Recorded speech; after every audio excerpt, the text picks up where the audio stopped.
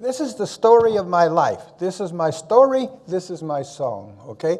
So along the way, I hope that you can learn from the things that I tell you, okay? But this is it, okay? My unlikely journey from the barrios of Los Angeles to the White House and the National Medal of Science, okay?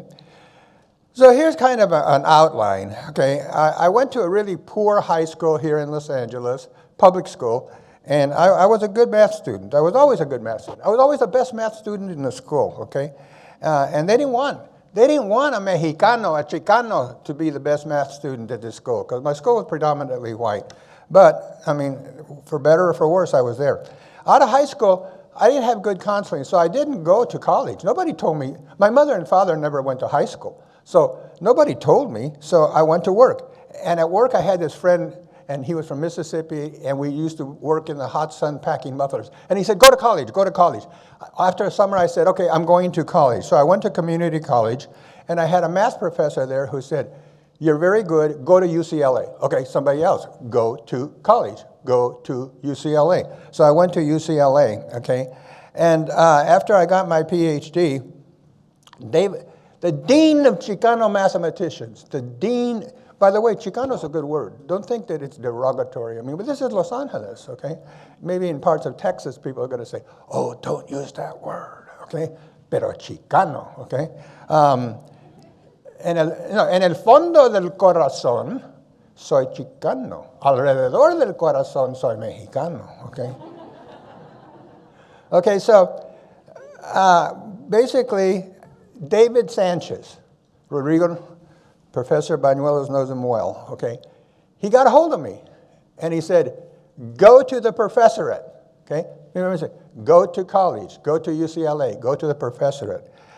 And I said, I don't know where I'm going. So by that time I was married, and I said, sure. Okay, and so he worked it out with Lowell J. Page, who was the chair of the math department, for me to go to Wisconsin. And it was the best place in the world, the Math Research Center. Then Stanford and Rice. So people have always said to me, because I walked around in the wilderness, go here, go there, go. Fine, fine, fine. So don't forget, okay, Sanchez is the dean of Chicano mathematicians, okay? And, okay, so my struggle for identity. Notice my parents from Mexico, and I was born in Los Angeles. So there's an identity crisis for underrepresented minorities growing up in the United States. And especially if you are good in science, engineering, and mathematics. A lot of people don't believe that we should be good, but we are. My struggle for identity. In the United States, I'm called Mexicano or Mexican. Mexican. Go back where you came from, Mexican, okay? Now, my mother said, you'll know when you go back to Mexico that you belong. But I didn't. When we went to Mexico, they called me gringo. Go back to the United States, okay? So I'm not a Mexican. My mother and father are Mexicans, okay? But I wasn't full American. So the thing is, where do I belong? Where do I belong, okay? In Los Angeles, there was a negative image of the word Mexican. Mexican was always used in a derogatory way. For example, aluminum paint was called Mexican chrome, okay? A crescent wrench was called a Mexican ratchet, okay? So I grew up in that environment where Mexican was substandard. But I felt proud because my mother made us feel proud, okay? So my mother said to us, be proud. And I'd say, but Mom, they won't let us be proud, okay? So for so many years growing up here, I had to ask, who am I? What's my identity, okay? I know that there's Mexican heritage, which I'm very proud of, and I know that I grew up here, and so who am I? So I looked for terms, and I grew up, I mean, I was here at UCLA in the 60s, so that's the Chicano Revolution. That's when we became Chicano, and you should all at least read the poem, I Am Joaquin. If you haven't read I Am Joaquin, you must read it. That's what started, or at least gave impetus to the Chicano Revolution, okay? It was the same time as the Black Panthers. The Black Panthers and the Chicano Revolution together. And this was really in the late 60s, okay? So at UCLA, I became a Chicano. I found my identity with a lot of other people at UCLA. And we all worked together to bring us forward and things. Now, when I went to Texas, they'll never accept you as a Texan if you're not born there.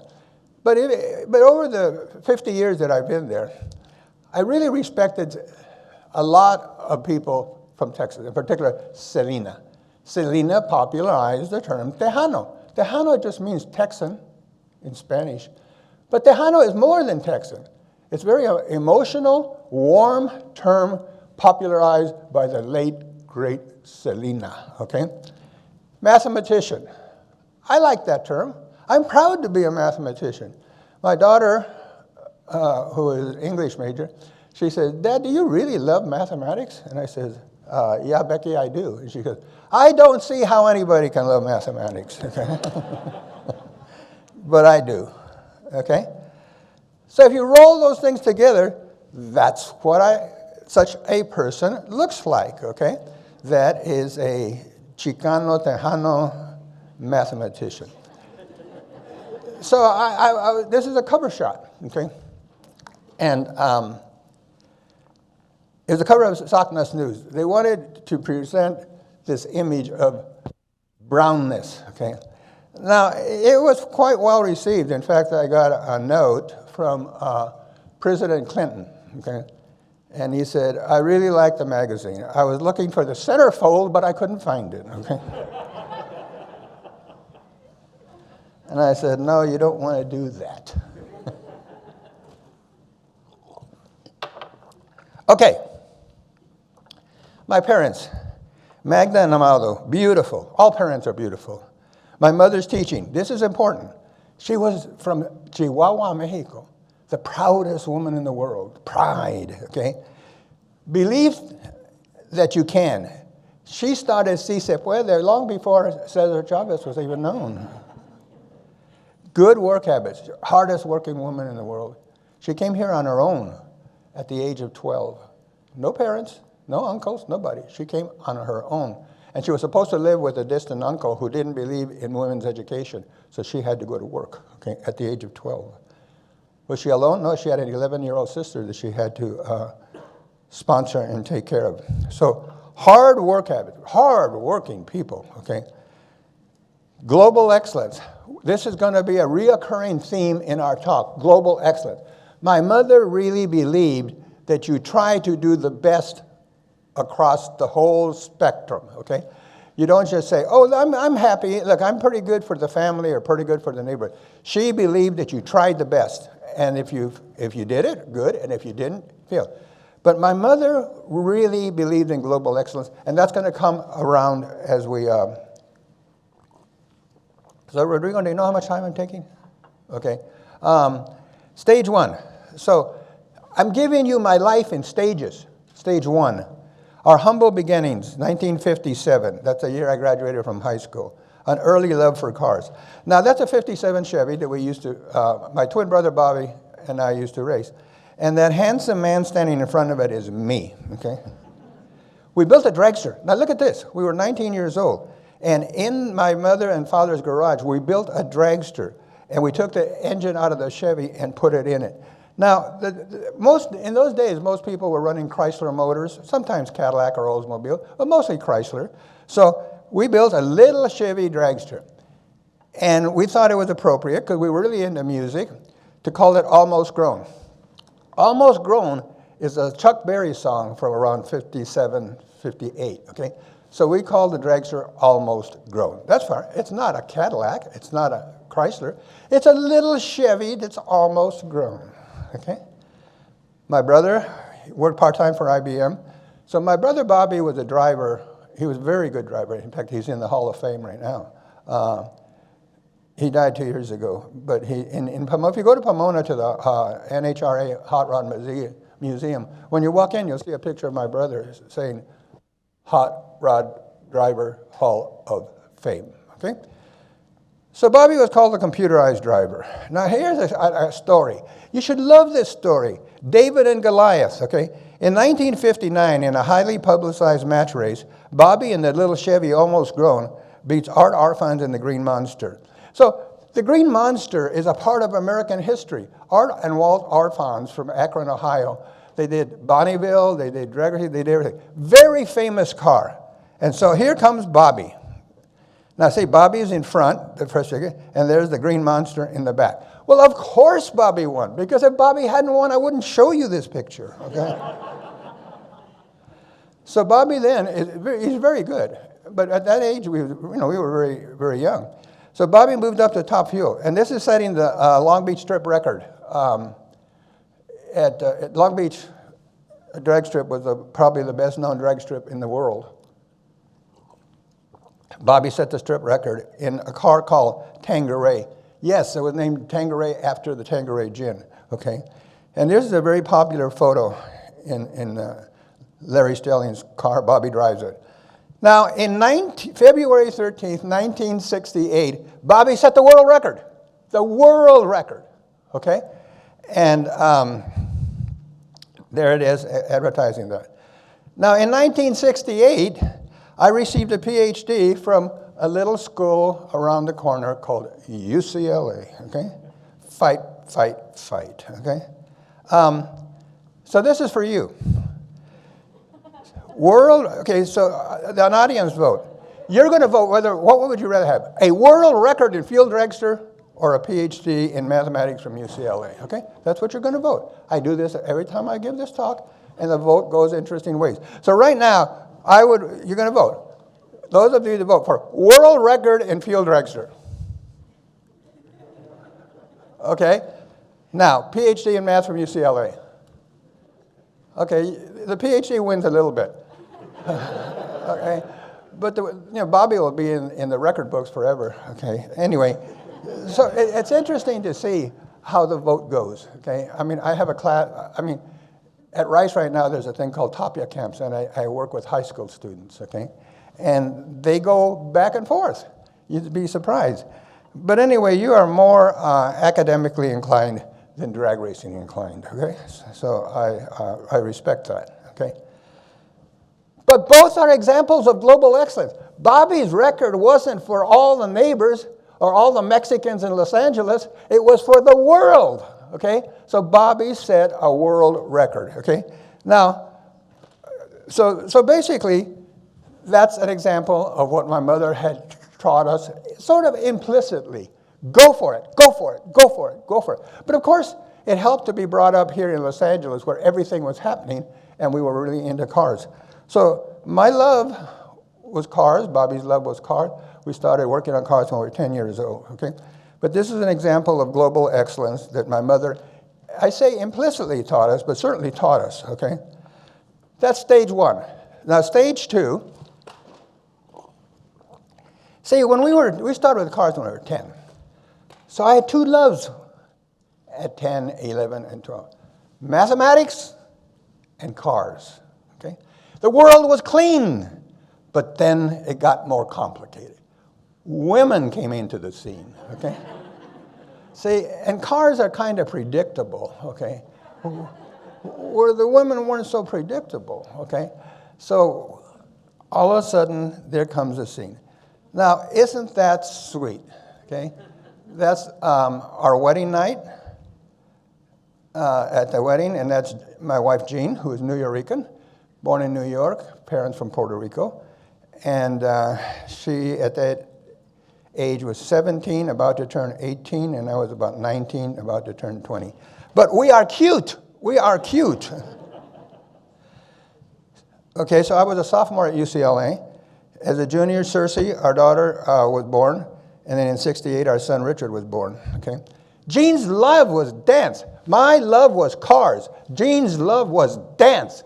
She grew up in New York, and in New York, she would go to all the symphonies and to the ballets, and she studied New York City Ballet. She studied under George Balanchine. So Jean was dance. Associate Jean with dance, okay? Our daughter Cersei, she had no chance of not being a dancer. I mean, she was dancing before she could walk, which is kind of Puerto Rican style, okay? And so Cersei was a great dancer. Okay, academic success. In 1970, I was hired by Rice University. In 1972, I was promoted to associate professor with tenure. So I got tenure in 2 years, okay? That's real fast, okay? It couldn't happen today, but it happened, okay? And I did it. Why? Because in those days, there were policies called hire to fire. You'd hire minorities, and then you would fire them, because they would collect data on how many minorities you hired, but not on how many you fired, okay? So there was a big issue, and in fact, some of the most famous universities that I won't name, like Berkeley, okay, okay, got into trouble with the Justice Department on this hire to fire. So I knew I had to get tenure before I started doing outreach. So I said, okay, here's the path to tenure. I will survive. My mother taught me how, and I'm going to get tenure. And I did. I worked towards it. It wasn't an accident, and I got tenure. Now, once I had tenure, I said, this is an important, for all of you, this is important. The delicate balance of academic success and outreach, okay? Academic success and outreach. How much outreach do I do, and how much research do I do? I don't want to be known as an outreach person. I don't want to be known as a Mexican-American Chicano who does outreach alone. I want my reputation to be research who also does outreach, okay?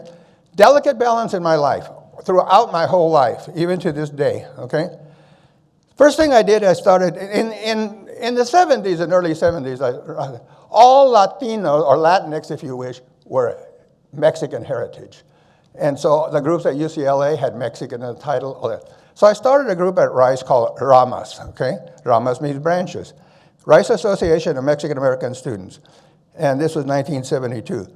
That's 50 years ago. So they're having a big celebration in November about the first Hispanic group ever started at Rice, and it's that group. Now look at it and study it. Now there I am in the middle, and there's Danny Oliveras, and there's David Ramos, and all these people. So there's several things we have to say about this, okay? One is, you do agree that Mexicans have beautiful hair, don't you? I mean, look at that. I mean, that's something to really be proud of, okay? So we do have beautiful hair, okay? The other thing is, there's no women. There were no women. It's not that they didn't come to the meetings. There were no women in science and engineering at Rice as undergraduates, okay? When we started SOCNAS in 1972, the same year, there were no women. So when you look at the original board and all those people, and there were no women in science. There were no women in engineering. So that tells you a lot about the time period. So we've gone a long ways since 1972. Stage 3, this is a very sensitive but important part of my life. So I'm going to share it with you. So Jean was going really well. She had a studio in Houston that she had 420 students, and she would teach 21 classes a week. She's the best teacher I've ever met, okay? Now, a lot of you are good teachers, and I know, okay? I'm a good teacher, but Jean was the best. 1977, she was diagnosed with multiple sclerosis, okay? So the dancer, who just loved dance in her whole life, all of a sudden has multiple sclerosis. She goes to a wheelchair. She has to give up her studio, okay? She can't dance. I'm a terrible dancer. You would think if there was any justice in the world that I was the one that got multiple sclerosis. But no, it was Jean, okay? In 1979, she was diagnosed with myasthenia gravis, okay? They were both autoimmune diseases, okay, which took her further away from not being able to walk, okay? Now, 1982, I told you about Cersei, our daughter, okay? She also had beautiful hair, okay? She graduated from the High School for the Performing and Visual Arts in Houston, and she was a great dancer. She spent her freshman year here at UCLA, here. She says, Dad, all my problems are in Houston, I'm going to go away. So she came to Los Angeles, and then she found out that her problems were not just Houston, okay? They were her problems. But in her freshman year, she danced the lead role for the UCLA production at the Wilshire Ebel Theater, okay? And I am told that at that time, she's the only freshman in history to dance the lead role. But she said to me, dancing's not in university, so she went to New York, and she danced with the company. But then she told me that there are 500 young women here in New York better than I am. I was a big fish in a little pond. So I'm coming back to Rice. I'm going to major in computer science, and I'm going to go to school. So in 1982, she came back. She registered at Rice, and she became a student. However, one day she was coming home. It was a Sunday evening, and she was hit by a drunk driver, and she was killed. Okay? So Cersei was killed in 1982, hit by a drunk driver. And having a daughter that's killed, every day in my life, every day of my life, I think about her. We have other children. We have another daughter. We have another son. Cersei was the oldest. Jean said, that's it. 3 strikes. Multiple sclerosis, myasthenia gravis, and Cersei's death. I can't take it. Jean actually said, I want out. That means I don't want to live anymore. So she said, at one time she took her car and drove into traffic to see if she could get hit by a car and see what Cersei experienced. So I talked to her, and she said, I'm out. And I said, look, Jean, coping mechanisms. We have to deal with all these things and Cersei's death. I need to return to dance for Jean. You have to return to some form of dance, and I need to return to some form of cars, okay? So Jean started working with a group, and she produced a video called Coming Back. And I'm going to show you now where Jean starts classes for multiple sclerosis people in wheelchairs. And she gets so well known in Houston that she's asked to come to Hollywood and be on national TV. So we're going to see Jean, and we're going to see her on national TV. Okay, so here we go.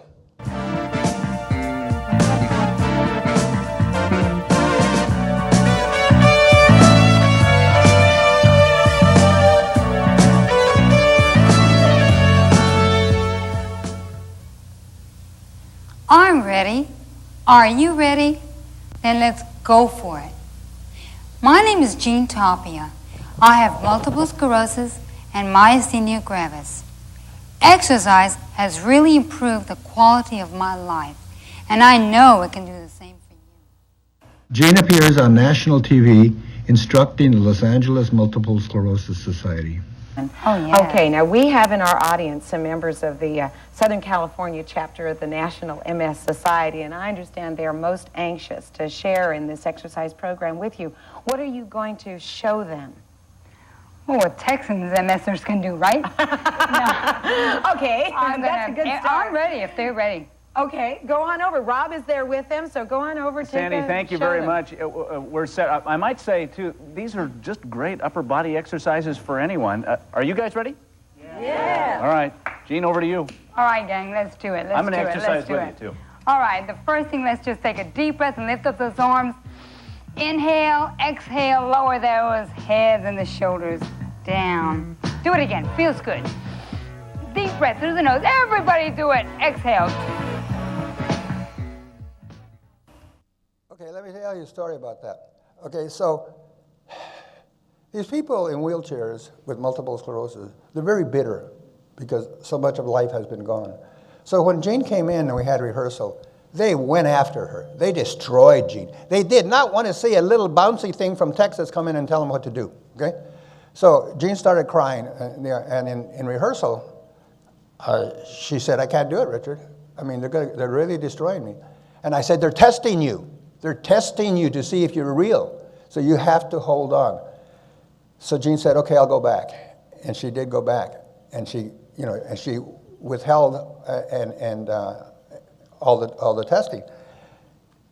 And the next day, when it was on live on TV, they were the sweetest followers. They believed in her, they followed her, they said great things about her. So they tested her. And you can understand why, because it's a bitter life when you live in a wheelchair and have multiple sclerosis. So Jean won that, and it was a great activity. Okay, now, so Jean became well known across the country with her exercise programs and her programs in Houston. That's her coming back coming back from an incredible situation of Circe's death. So I had to return to my roots. I had to build a show car that was world class. If I have the confidence that I usually try to have, I'm going to build a car, but it's going to be the world's best, okay? So I said, okay, let's start with a 70 Chevelle. In the beginning, that's what it looks like, pretty innocent. Randy Borcherding from Houston, Texas, was the one that built it. The ideas were mine. They were my ideas on how to do the car. And of course, it was my money, okay? So Randy, yeah. So look at that. There's the engine and transmission, and they're all painted candy orange. Candy orange for the motor and the transmission. Graphics on the side. So we had to do side graphics. And we experimented with many, and this is the one we decided. Now notice there's stripes that turn into flames, and you have the oval, and SS is for Super Sport. There's the gas tank with flames. There's the hood with stripes that turn into flames, okay? The interior of the car was the best in the world, okay? It was done here in California, okay? The car was built in Texas, but the interior, I didn't find anybody in Texas that I felt comfortable with. So I came to California and with the pictures of the car, and I talked to 3 people, okay, 3 people. They were all Latinos, and I said, I need a great upholstery. Ron Mangus on the other side of Riverside, okay,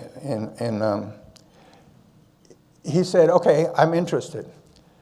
Bring the car here, I'll put it in my garage, and every morning when I walk out, I'll look at it. And one day I will call you and say, I know what to do. He called me, know what to do it. So we did. And notice this. So this is the interior, and it was always won first place, always incredible interior done here in California. The car heavy metal, 3 times national show car champion, okay? This is the car.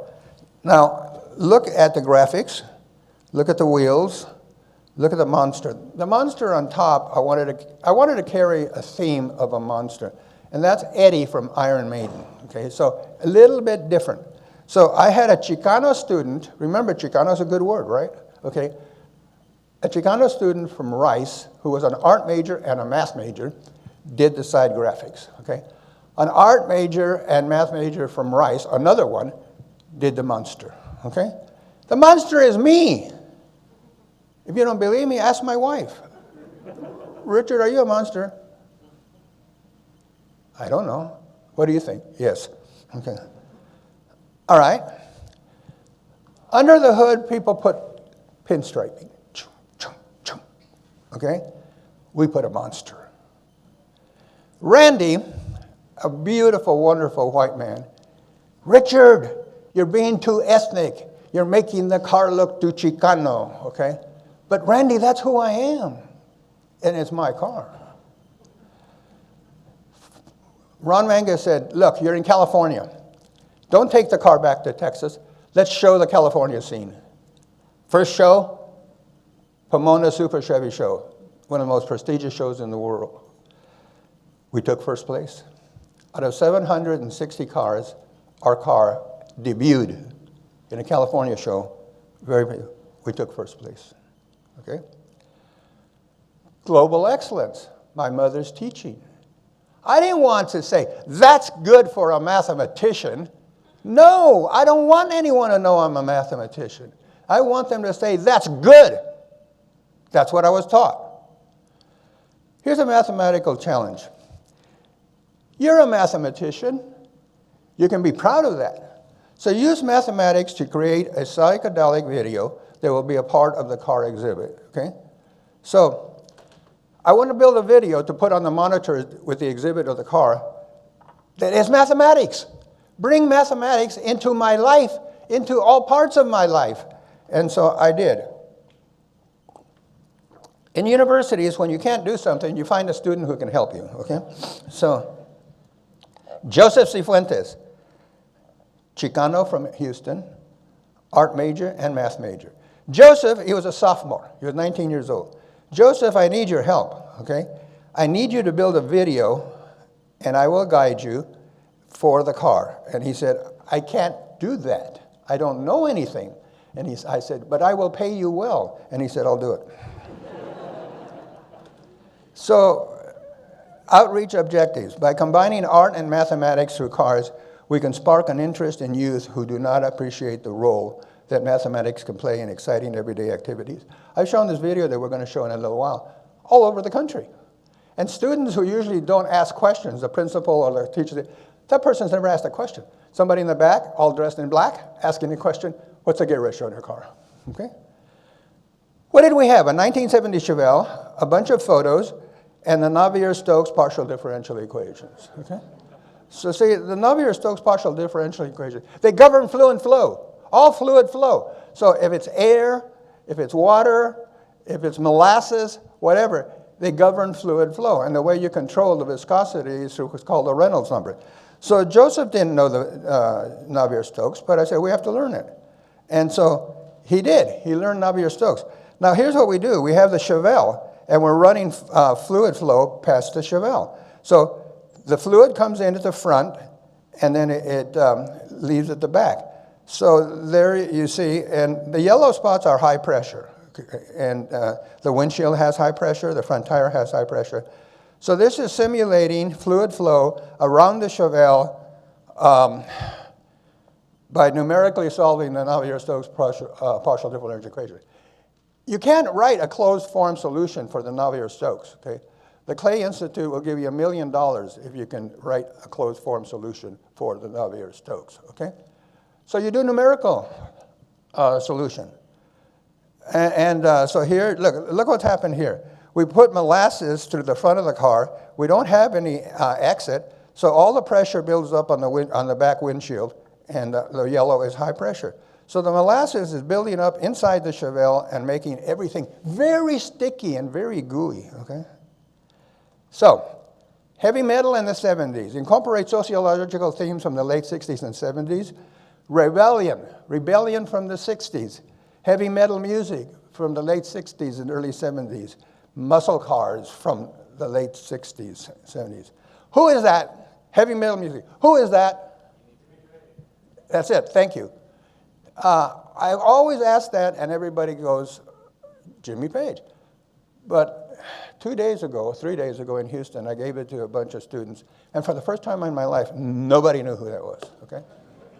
They didn't know. I said, okay, what about the band? He goes, okay. Then I asked the audience, it was about this size, you never heard of Led Zeppelin? No. Okay, so I'm going to show you the video that Joseph built. I'm going to tell you a little history about this video, a little history, quickly. Rodrigo, were you at Blackwell Tapia too? So Joseph Cifuentes at 19 and a sophomore at Rice, at Blackwell Tapia 2 at Berkeley, California, Joseph gave this talk, okay? Everybody thought he was a graduate student working on his thesis. He was a sophomore, 19 years old, and he gave this talk, and he showed this video, and people went crazy, and they thought it was wonderful. And it was a big high point for Joseph, okay? That was Blackwell Tapia 2. So in this video, he's going to use all these mathematical things like Navier-Stokes, simulation, and other issues. Now, I want to tell you something. Think about this. All pictures have pixels. So there's a picture of the Chevelle, and it's 450 columns by 450 rows. And that's the way the pixels are distributed. That's why it takes so much memory to do pictures. Well, what Joseph did is he took the picture, and then he started to, he used what's called the singular value decomposition to remove some of the rows. So he took 450, 450, then he removed like 50 or 100. Then he finally gets down to 5 independent rows, and he does interpolation for the other ones. Now at 5, the image of the Chevelle has deteriorated. Now here, in the front of the video, you're going to see the Chevelle. Then it starts to deteriorate. Then you see Eddie in a fighter jet shooting at the Chevelle, but it goes by real quick. So look for Eddie shooting down the Chevelle, and what we've used for it to deteriorate is the mathematical singular value decomposition. So here we go. Loud, loud, loud.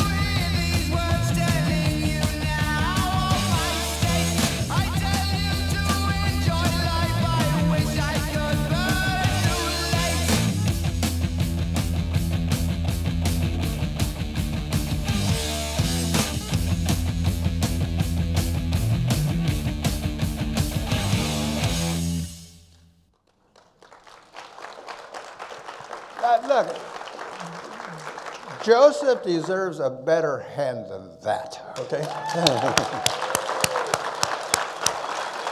Say, I've given this talk literally maybe almost 100 times all over the country. So I can judge the audience by how well you respond to that. So that's why I say, okay.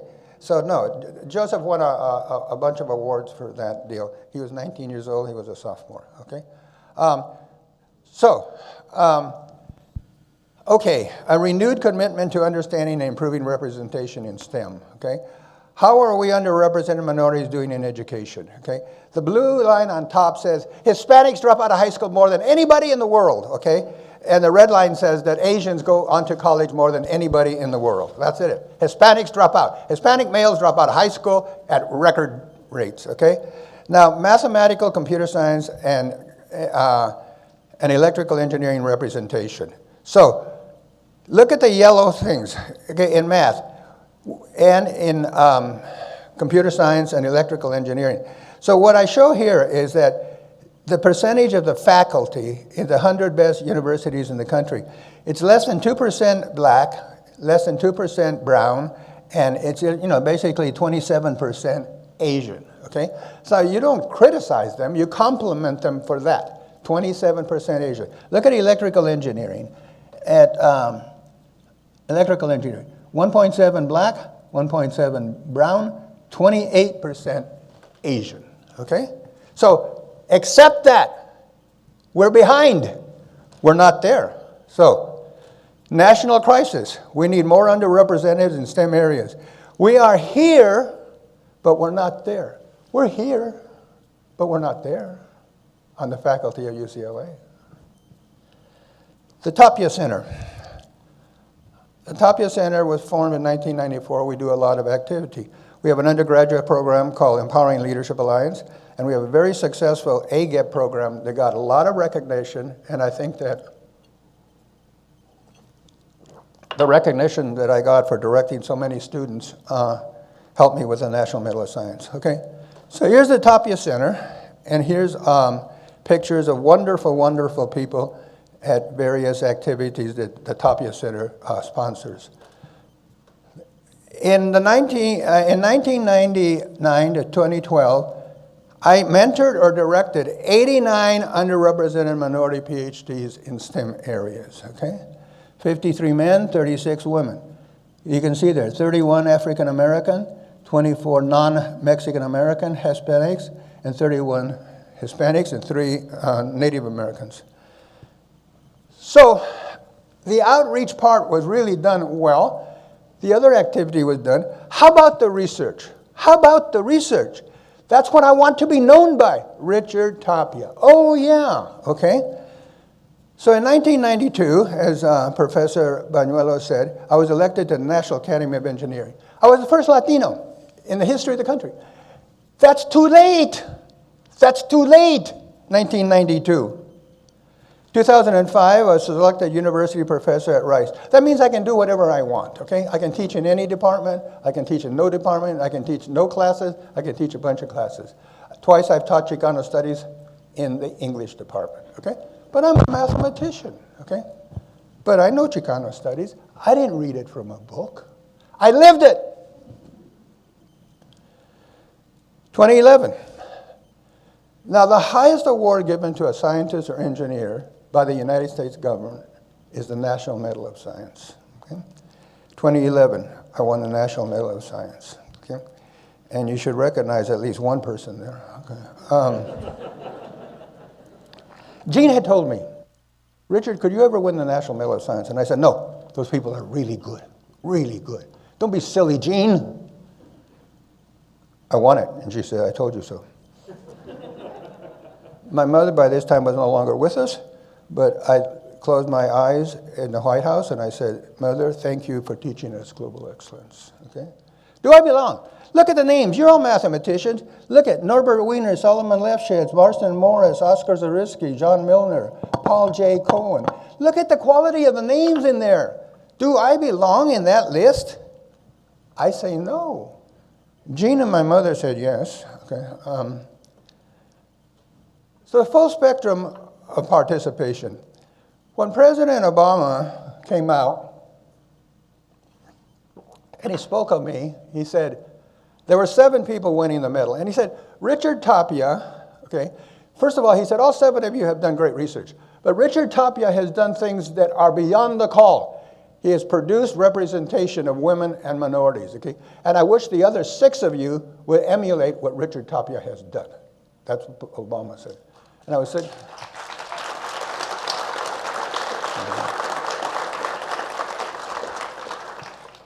and I said, thank you. Maybe I do deserve it. Maybe I do, okay? All right, Jean's performance. So they brought Jean in the wheelchair, and she sat right there where Professor Bañuelos is, okay? Now, before President Obama came out, a woman came out and said, President Obama does not like you to yell. Clap, but don't yell. He doesn't like it. So he came out. So look, when the President of the United States, if you're running this country and he comes out and says, ladies and gentlemen, the President of the United States, and they play hail to the chief, if that doesn't do something to you, then what does, okay? So he came out, and the Marine Sergeant came out and said, National Medal of Science, Richard Tapia.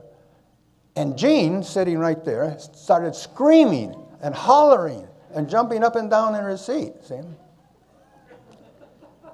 So President Obama looked at me, and he said, that's your wife. And I said, yeah. But you have to understand, she's Puerto Rican, okay? And all Puerto Ricans make noise, okay? So, and he said, he didn't say anything. He just said, okay. And so when we got home, Jean said, you knew I was going to yell. And I said, yeah, Jean, I knew you were going to yell. And she said, my side won. What am I supposed to do? My side won, okay? And so we had a great discussion, and that was, Jean left her mark at the White House, okay? Now, we're towards the end. So let me give you some quick statements, advice. Believe in yourself. Don't wait for others to believe in you. Believe in yourself, si se puede. Maintain passion. If you're not passionate about what you're doing, then why are you doing it?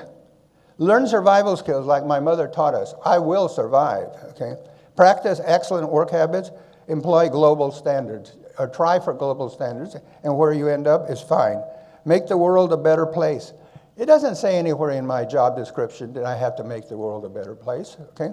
But I know in my heart, growing up, I had to make the world a better place. Dream big, but deal with adversity as it comes. I don't want to deal with the adversity I've had to, with Jean's multiple sclerosis, with Jean's myasthenia gravis, and with Cersei's death.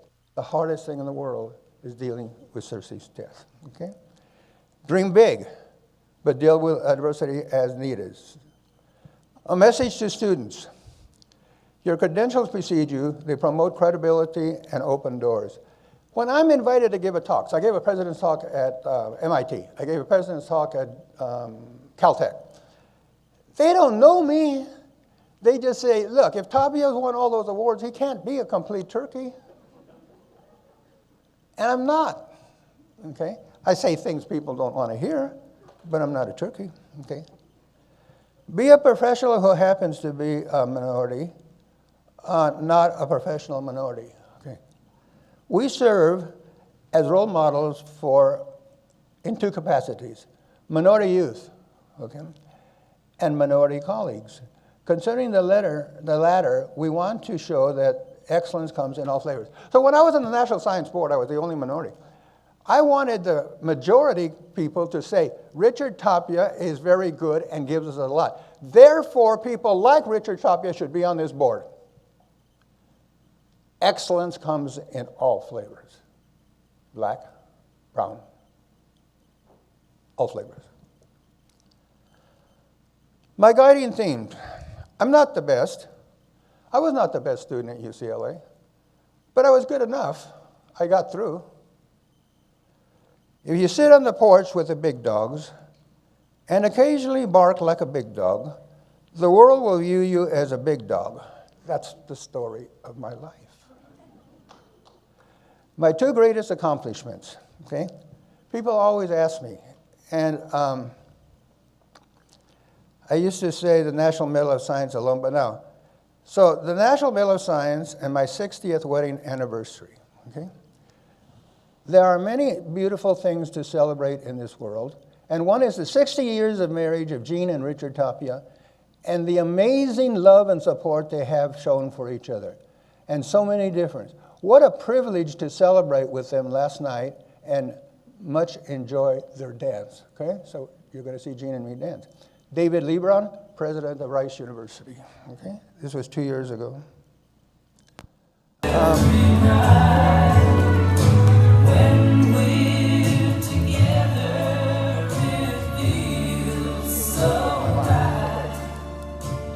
Anne Murray. And that's Jean, and that's me, and that's our 60th wedding anniversary, and that's a talk. I